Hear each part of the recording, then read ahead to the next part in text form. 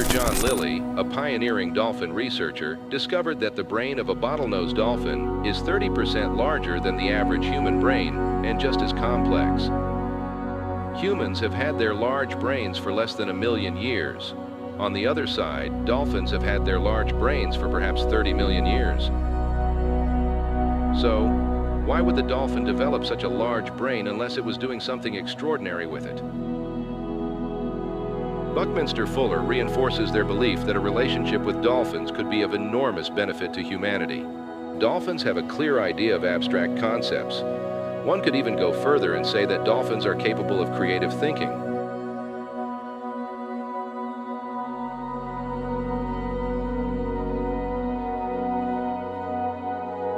Fishing with a throw net, also known as a cast net, is an ancient practice that dates back thousands of years. Bring this knot up and you seize this end down with a double knot. Used by various cultures around the world, this simple and effective technique has been fundamental for the subsistence of coastal communities.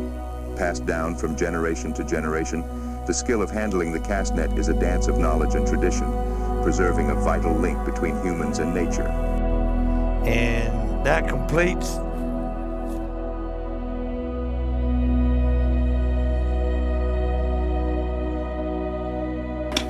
Just about every dolphin encountered in the past 20 years has been cataloged. Answers come slowly. Analysis can take weeks for every hour of data from the field.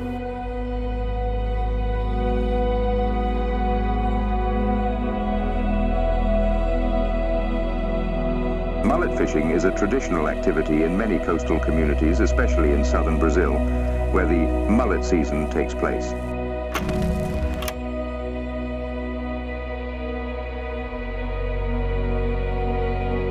An estuary is the entire region where the salt water of the ocean is diluted by the fresh water of a river. A bit of sand and mud.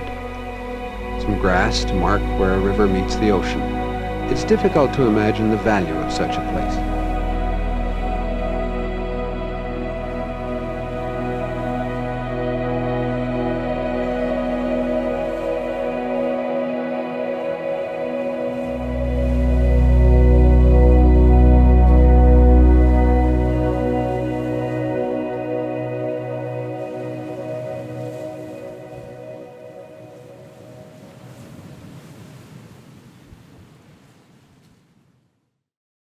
Eu queria te perguntar uma coisa. Você também sente algo estranho quando acontece alguma coisa rara na sua frente? Bom, eu sinto isso direto. O engraçado é que, quando isso acontece, me pego oscilando nas conclusões. Às vezes, acho mais confortável pensar que é tudo fruto do acaso. É quando alguém solta aquela frase banal. Nossa, que coisa, né? Que coincidência.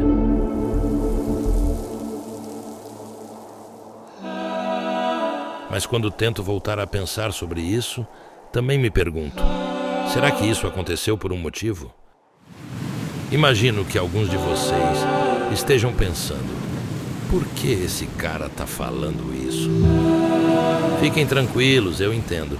Mas é que quando conto essa história que vocês vão ver, vejo muita gente fazendo as mesmas perguntas. É por isso que agora estamos em Laguna, a famosa cidade catarinense, onde um fenômeno raro acontece. Sejam bem-vindos.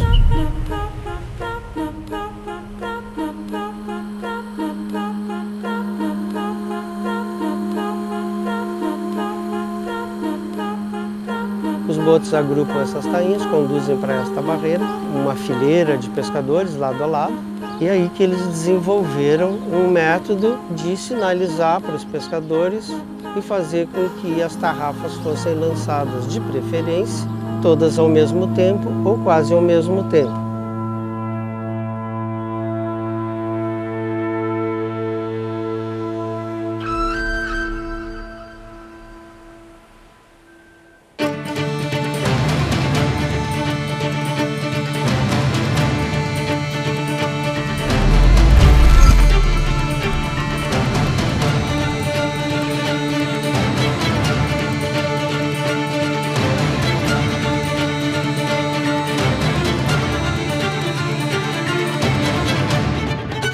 Está bem dito que esse sistema ele é um sistema único, né? São poucos os exemplos que nós temos mundo afora.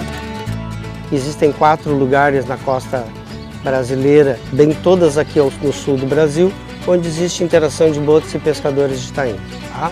Lá no sul em Tramandaí, depois na foz do Rio Mampituba, em Torres, e do Araranguá, em Santa Catarina, e aqui em Laguna. Esses botos e a interação com a pesca estavam nos jornais destas cidades. Dezembro, 1949. O boletim trimestral da Subcomissão Catarinense de Folclore publica a crônica A Pesca com o Boto, escrita por João dos Santos Areão. Assim diz o texto: quando o boto surge a uma certa distância, os pescadores se alinham na praia e acompanham-no na sua versão. Se nas imagens a gente já fica de queixo caído, eu posso te garantir que ao vivo é ainda mais incrível. É uma experiência que vira um belo quadro na parede da nossa memória. Como vimos, essa interação entre os chamados botos de Laguna e os pescadores não é de hoje. Há anos ela vem chamando a atenção de gente do mundo inteiro. Por isso, te convido agora a ir um pouco além. Quero te mostrar como esse fenômeno é mais fascinante do que você imagina. Essa dança entre pescadores e botos faz parte de algo maior, de um sistema cujas peças juntas garantem a manutenção da existência de cada ser ali presente. Um ecossistema é um conjunto de organismos interagindo com aquela parte abiótica, não vívida do sistema. E pela essa interação eles vão construindo processos ecossistêmicos. Então aqui a gente sabe que existem várias espécies que formam a biodiversidade no sistema estuarino. E a gente sabe que existem algumas espécies que são mais evidentes para nós, como por exemplo o boto. O boto é um componente biótico daqui, a população de boto, que atua como predador, topo de cadeia, né? E que ele tem uma relevância muito grande para a estrutura desse ecossistema. Dentro dessa abordagem ecossistêmica, somos competidores de recursos. Então, por exemplo, o boto ele atua como topo de cadeia, né? Assim como nós, seres humanos, que pescamos nesse sistema. Para entender, por exemplo, como uma extinção da população de boto ou uma diminuição alteraria esse sistema.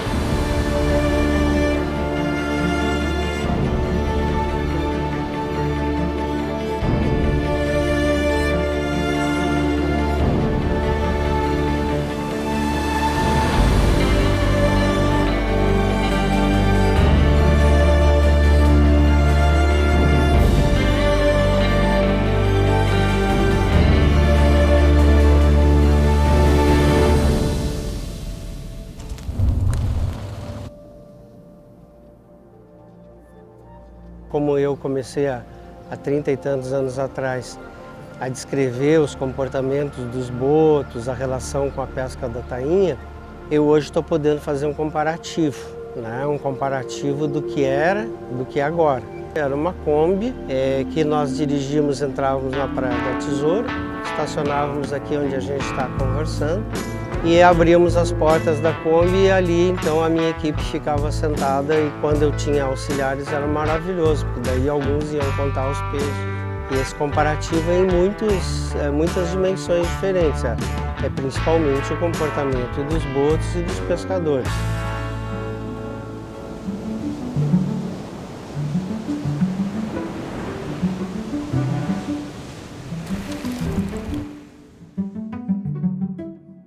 Se eu tivesse que escolher uma palavra para qualificar um cientista ou um pesquisador, seria observação.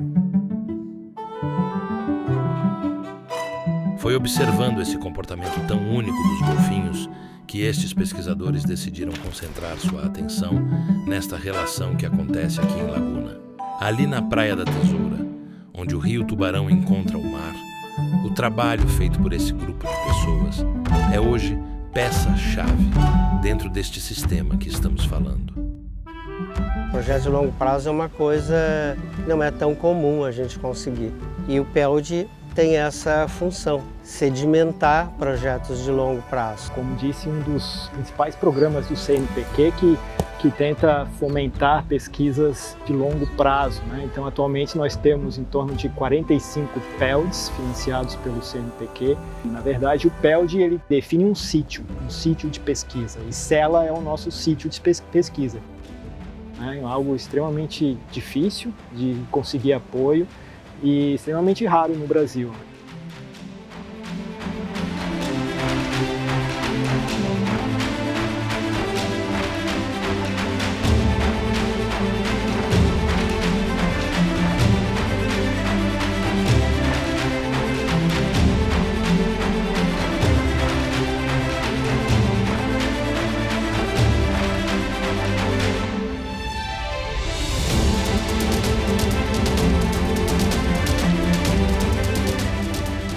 Desde o fim da década de 80, quando eu comecei, a gente tem medido a quantidade de botos, tem estimado estatisticamente a quantidade de botos aqui. A população de botos é uma população pequena, a gente está falando de não muito mais do que 50 indivíduos. E ela aparentemente está se mantendo estável. Mas quando eu digo que não está em declínio propriamente, isso não significa que está tudo bem. Tá? A gente tem taxas de mortalidade muito alta e essa população só não diminui porque a taxa de reposição, de reprodução, ela por hora ainda é alta. O que acontece com qualquer população muito pequena é que qualquer coisa não previsível que aconteça, aquilo ali pode desmontar muito rápido.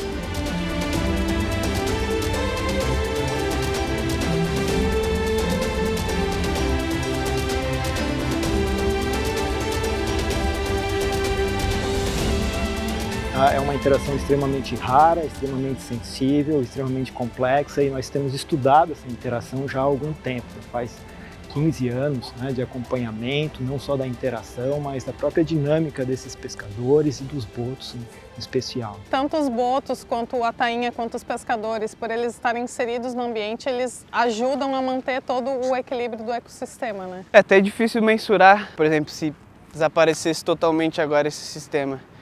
Teriam perdas certamente ecológicas, né, para o ecossistema aqui de Laguna.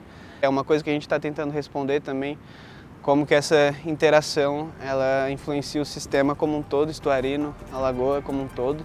Eventualmente a gente pode ter uma perda dos benefícios para os pescadores, já que eles dependem dos botos para acessar esses benefícios independente de quanto de tainha que tem, pode ter muita, pode ter pouca, quem acaba realmente garantindo esses benefícios são os botos.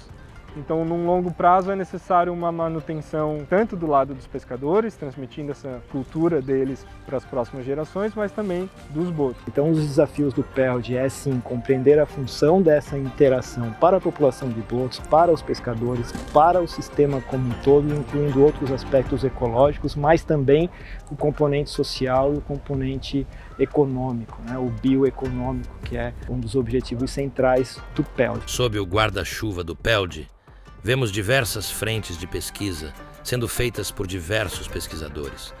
Nesta perspectiva, resultados surgiram do trabalho árduo e dedicado destes profissionais. Eles conseguiram, por exemplo, descrever minuciosamente todas as características dessa interação entre botos e pescadores e também mensurar o número de golfinhos que ali atuam. Conseguiram medir também a taxa de sobrevivência destes animais, já que a população, a muito custo, tem se mantido estável. Algumas das frentes de pesquisa que são feitas ali são realizadas sob perspectivas diferentes que se complementam, como, por exemplo, a comportamental, populacional, acústica e genética. O bonito de ver é que cada um ali está com um foco e um olhar diferente sobre o fenômeno. São projetos individuais extremamente coletivos. Já existiram interações entre botos e humanos em outros lugares do mundo. Na Austrália, na Mauritânia, na África, assim, já ocorreram e não ocorrem mais. Essa tradição aqui poderia desaparecer? Poderia, pode. Então a gente precisa, para que isso se mantenha, pensando no futuro, os 3 componentes biológicos, boto, tainha, o peixe em geral e o pescador artesanal interessado, e o conhecimento de o que um faz e como faz e o momento de agir. Por isso que ela é uma interação delicada, né?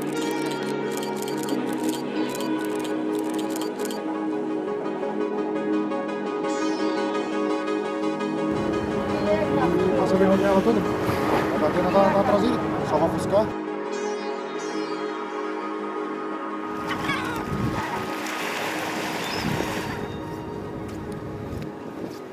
Tem um botinho de novo.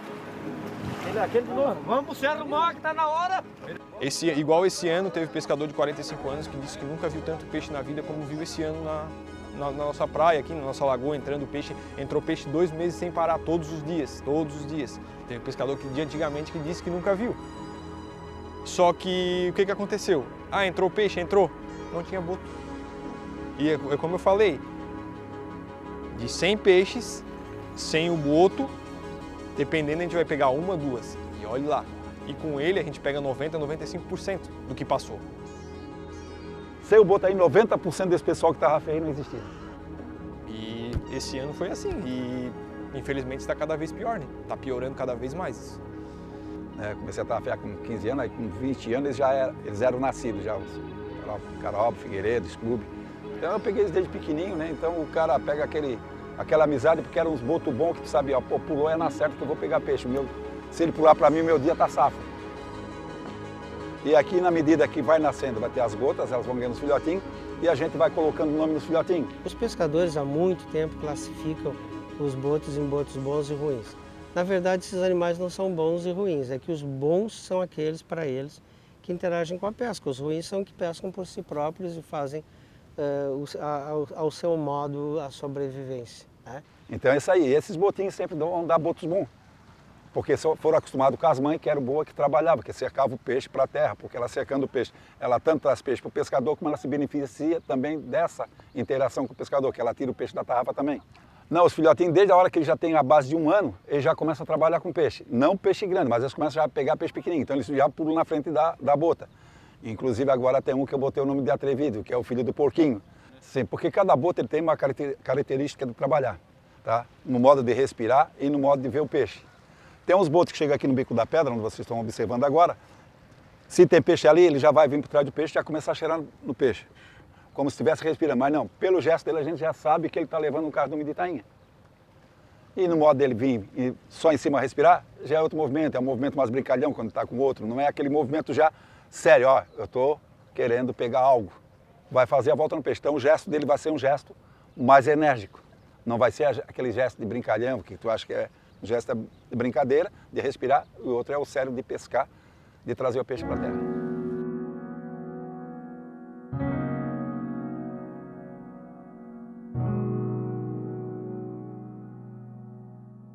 Toda vez que vejo a ciência sendo feita, independente de onde, como ou quando, eu sempre gosto de ter em mente as etapas do chamado método científico. Aqui em Laguna, podemos dizer que, de alguma maneira, botos, pescadores e cientistas cumpriram estas 5 etapas: observação, hipótese, teste, análise e conclusão. É claro que não podemos dizer que todos fizeram isso consciente ou intencionalmente. Isso é uma metáfora para mostrar que, se fizermos esse caminho lógico, podemos ter a garantia de mais sabedoria, cautela e cuidado em tudo o que fizermos. É um passo a passo que pode ser aplicado no nosso dia a dia. Olhe bem como todos usaram a observação em algum momento da história. Assim como os pescadores, os botos notaram a presença dos cardumes de tainhas nadando ali na bancada de areia na foz do rio Tubarão. Os pesquisadores, um tempo depois, observaram com curiosidade a relação destes 2 grupos. Depois de observar, todos fizeram perguntas e elaboraram suas hipóteses. Os botos, quando viram o interesse dos pescadores em também pegar as tainhas, pensaram que, hipoteticamente, poderiam empurrar o cardume para os pescadores, e quem sabe isso deixaria as tainhas confusas. Assim, ficava mais fácil de capturá-las. Para os pescadores, a hipótese era que, se talvez os golfinhos ajudassem, também seria mais fácil pescar as tainhas com suas tarrafas. Os pesquisadores, é claro, fizeram mais de uma hipótese, já que na ciência é preciso fazer mais de uma pergunta. Todos ali tiveram que agir para ver se suas hipóteses tinham fundamento. Assim, partiram para a fase de teste. Os botos testaram algumas maneiras de empurrar os cardumes e de também sinalizar para os pescadores o momento certo para lançar suas tarrafas. Estes, por sua vez, testaram inúmeras técnicas para que a captura fosse o mais eficiente possível. Já os pesquisadores testaram diferentes técnicas para poder coletar os dados de maneira lógica e assertiva. Depois de um tempo, os 3 grupos foram para casa para pensar, analisar os resultados dos testes e rever suas técnicas e questionamentos. Analisar tudo isso requer tempo e humildade. E por último, a conclusão. Para pescadores e botos, concluiu-se que ambos podiam se ajudar e ganhar com essa parceria. Valia a pena estar ali e agir em conjunto. Os pesquisadores, como sabemos, chegaram depois no tempo histórico, mas logo concluíram utilizando outros meios, que de fato aquela interação se classificava como mutualismo. Historicamente, ainda não sabemos dizer quando tudo isso começou. Em certo momento, após criada essa dinâmica, sinais de um desequilíbrio foram surgindo. Ameaçados, os golfinhos passaram a apresentar sintomas que fizeram os outros 2 grupos perceber que algo estava errado. Foi quando cada um, à sua maneira, pôde ter olhos atentos para os problemas. Perceberam também que, se não juntassem forças, a saúde deste ecossistema corria um grande risco. A gente tem dificuldade de entender o pescador como um ator, como uma entidade desse ecossistema todo, assim como o boto tem o pescador também. Eles tentar entender o que eles já entendem muito bem, né? Mas é exatamente esse choque de visões que talvez permita uma compreensão mais ampla, né, do que tá acontecendo. Então a gente valoriza muito a visão deles. Nós pescadores, a gente não tem o estudo, a gente convive com o bicho. E o estudo está vindo de fora. Geralmente para nós isso agrega, porque tem muitas coisas que a gente não sabe. A partir do momento em que a gente começa a monitorar e começa a registrar as ocorrências, a gente começa a ver que, opa, peraí, tá morrendo mais bicho do que a gente imagina. E aí também comecei a ser cobrado. Porque que morre, né? Se morre, então tu tem que dar uma solução, tu tem que dar um jeito. O tempo da ciência, às vezes, não é o tempo da demanda, da emergência. Ele é um produto que ele precisa de maturação, ele precisa de, né, uma interiorização, de uma concentração, ele não sai de uma hora para outra. E aí esse tempo, essa diferença do tempo gera ali, não sei se um conflito, mas gera uma certa expectativa frustrada para os pescadores, né?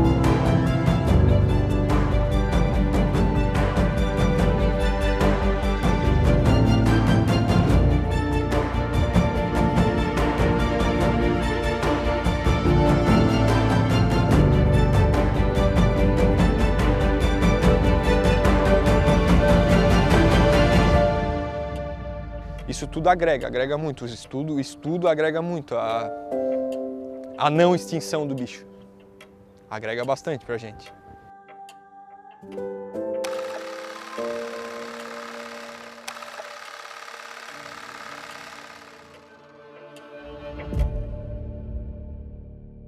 E aí tu começa a ver, cara, aí nós estamos num cenário que é bastante complexo. E as mortalidades que a gente veio acompanhando ao longo do tempo, elas mostram, né, um perfil de interações. Não é uma única interação. Então a gente teve interação com pesca, a gente teve algumas interações traumáticas, bichos com fraturas em crânio, fraturas em rosto, neonatos mortos, bichos assim, que morreram logo depois de nascer, com menos de 10 dias. E isso vai montando esse nosso quebra-cabeça, né? E fica muito claro de que a mortalidade é um efeito natural, ele é um evento natural. Então, o que nos preocupa é quando a gente tem uma mortalidade anormal, que é quando o bicho está morrendo numa faixa etária que não era o esperado. Mortalidade infantil é esperado, não com as taxas que a gente tem tido nos últimos anos. A mortalidade de indivíduos juvenis subadultos também não era o esperado. A gente começou também a ver outras coisas, que outras patologias também estavam acontecendo. E aí, alguns bichos muito parasitados, alguns bichos com lesões virais, né, de pele virais, sinal de que isso já está sendo reflexo do ambiente. Então, então agora é fato. Pela quantidade, pela reincidência, pela proliferação de algumas doenças, é sinal de que o ambiente tem algum problema.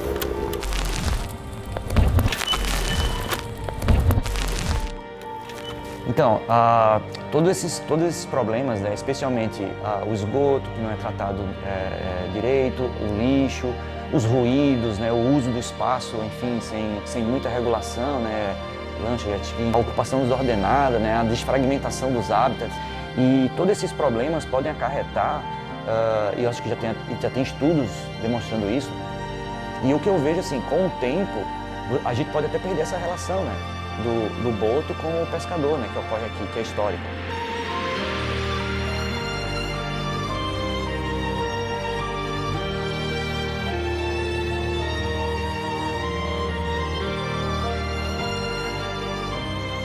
Conservar a pesca artesanal talvez seja uma das melhores ferramentas que a gente tem para a conservação ambiental.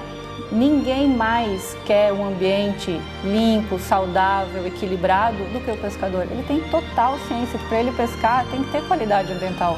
O pescador é o último que vai degradar o ambiente dele.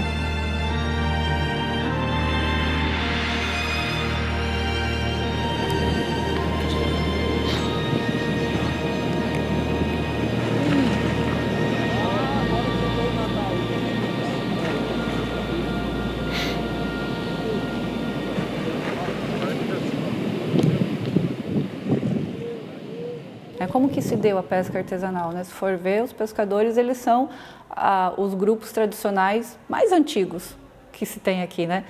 Todos nós chegamos depois deles e fomos ocupando o espaço do território pesqueiro, né? Ter pesca sustentável tem que ter qualidade ambiental, não pode ter poluição, não pode ter esgoto, não pode ter lixo, né? Tem que ter monitoramento dos recursos pesqueiros, né? Tem que ter políticas públicas para regrar essa pesca, para dizer quem pode e quem não pode ocupar esse lugar, proteção da área do entorno. Ele é o guardião de tudo, né? O PELD não deixa de ser um diagnóstico, né? Um diagnóstico da saúde ambiental do complexo lagunar, sendo o boto o foco de tudo isso, né? A saúde do boto vai estar falando sobre a saúde do ecossistema todo, né? E isso é importante para o pescador também, tendo esse conhecimento. Olha, vou ser sincero. Me perguntei algumas vezes se aquele esforço de tantos anos de pesquisa era realmente necessário.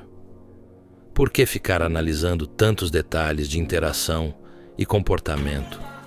Mas depois de ouvir todas essas pessoas, o conceito de ecossistema fez sentido finalmente. Tendo em mente que para um ecossistema se manter saudável, é preciso que todas as partes, grandes ou pequenas, estejam também saudáveis. Ficou nítido para mim que cada detalhe de fato importa. Como vimos, os botos estão em uma posição importante nessa cadeia trófica. cuja saúde é um dos grandes indicadores de todo o resto do sistema estuarino. Ou seja, eles estão ali na linha de frente, como verdadeiros guardiões dessa coletividade. E veja só, começamos essa história vendo que é um fato conhecido há tempos que golfinhos são seres extremamente inteligentes. Então, se eles continuam ainda interagindo com os pescadores, mesmo com sinais de um ambiente ameaçado e poluído, mesmo com seus pares morrendo devido a esses problemas, então é porque eles têm um motivo para isso, que é preciso olhar para este ecossistema com atenção, de maneira holística. Agora, entendo com mais clareza a importância dos trabalhos que o PELD faz, com os estudos sobre os botos de laguna e todas as outras áreas de pesquisa.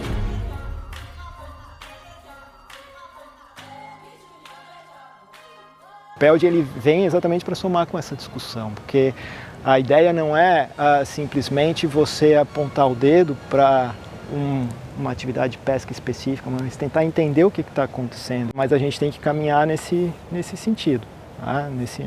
Nessa direção. Que a gente juntos consiga, enfim, propor algo, tá? Que não seja uma solução fácil, mas seja a melhor solução. Nunca é. Quando a solução é fácil demais, talvez ela não seja a solução. Tá? Então, por isso, esse olhar mais sistêmico. Tá? Acho que sem entender o todo, a gente não consegue.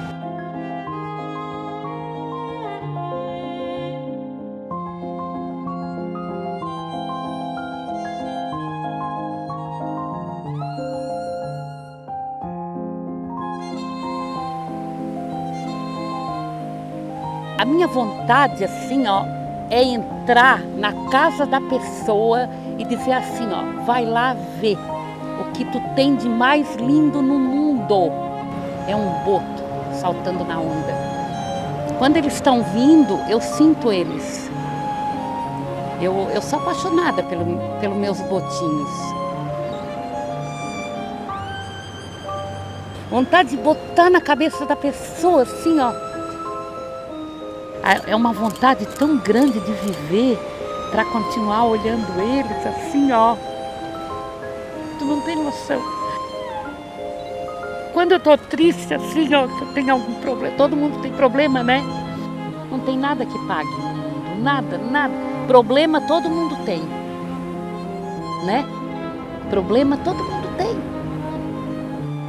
Eu sonho com os botos. E quando o tempo tá ruim, eu também venho. Se não tem boto, não tem peixe. Se não tem boto, não tem peixe.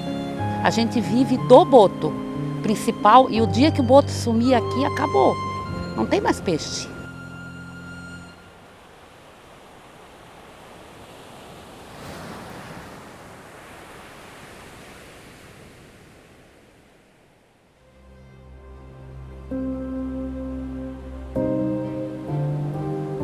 O que vimos aqui é uma luta de cada parte do ecossistema lutando para mantê-lo vivo.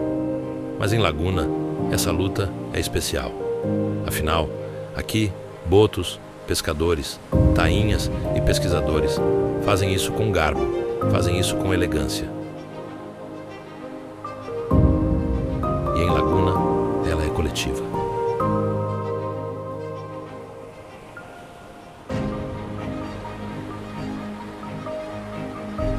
Agir com garbo é agir com tato, com empatia, com respeito e, é claro, com unidade e parceria. Acho que é por isso que o cenário disso tudo é tão lindo. Não acham?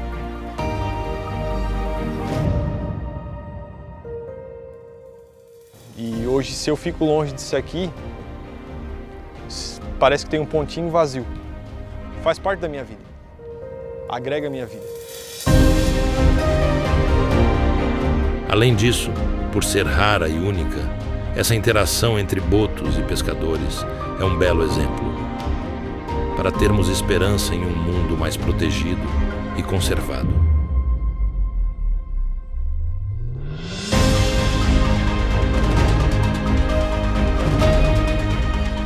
Essa relação nos mostra que é possível sim viver em harmonia com o meio ambiente nos mostra que é possível viver um mutualismo equilibrado, cujas partes se beneficiam de maneira equivalente. Entende?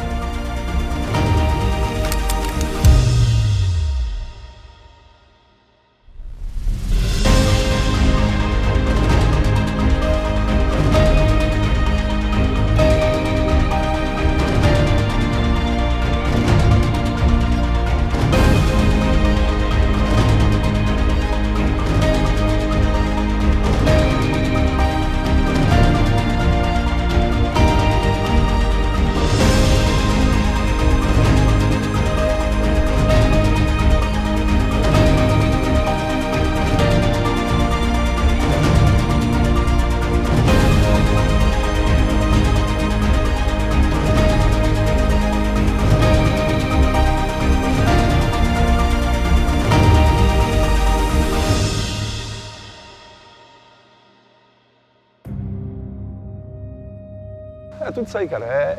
É uma forma de vida boa.